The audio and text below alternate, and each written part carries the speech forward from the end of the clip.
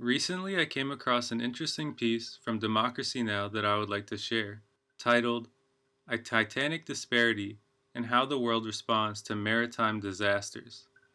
The authors of the piece said the following: Titan and Adriana are two vessels recently lost at sea, 4 days and 4,000 miles apart. The five men who lost their lives on the Titan have been getting wall-to-wall coverage in the media worldwide. Meanwhile, the estimated 700 who died when the Adriana sank off the coast of Greece, mostly women and children, have been essentially forgotten. Passengers on the Titan were wealthy. Two were billionaires. Each had paid $250,000 for a deep-sea dive to view the wreckage of the Titanic, the quote-unquote unsinkable passenger liner that sank in 1912 after hitting an iceberg.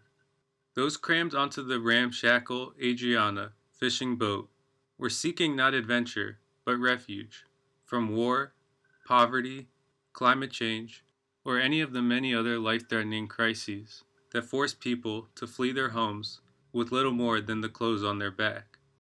Perhaps the most notable difference between these two disasters was how the world responded to them.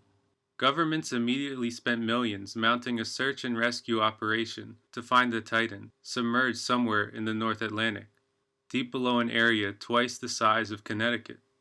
Media outlets provided continuous coverage, with one launching a countdown clock predicting when the submersible's oxygen would run out. The U.S. Coast Guard and Navy and the Canadian government sent planes and boats to the search area. France and Canada each deployed deep-sea robots. People around the world watched and waited breathlessly. Meanwhile, in Greece, officials knew the exact location of the overcrowded, disabled Adriana. Shocking details are now emerging of its sinking on June 14th. First-hand accounts reported in El País suggest the Greek Coast Guard could have saved the doomed vessel's 400 to 750 passengers, but opted not to. El País reported the Greek authorities had been aware of the ship's presence since 11 a.m. on June 13th. They never activated a rescue operation, despite the conditions in which the ship was sailing, not even when the ship's engine broke down at 1:40 a.m. Between 2:04 a.m.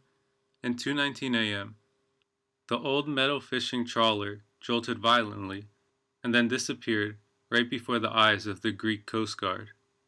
The Adriana's sinking at 2:19 a.m. grimly paralleled that of the Titanic, which sank at 2:20 a.m. Both sank in water over 12,000 feet deep. Most or all of Adriana's roughly 100 survivors were helped not by Greek authorities, but by a private yacht that had responded to the distress call. Among the survivors were 47 Syrians, 43 Egyptians, 12 Pakistanis, and 2 Palestinians. All were men, as they were traveling above deck on the Adriana. Hundreds of women and children were trapped below deck and went down with the ship. The Titan and the Adriana disasters were very different, but both were preventable. All travelers, whether migrants or millionaires, deserve rescue. The global response to the Titan's disappearance should be the model for how we respond to migrant vessels in distress.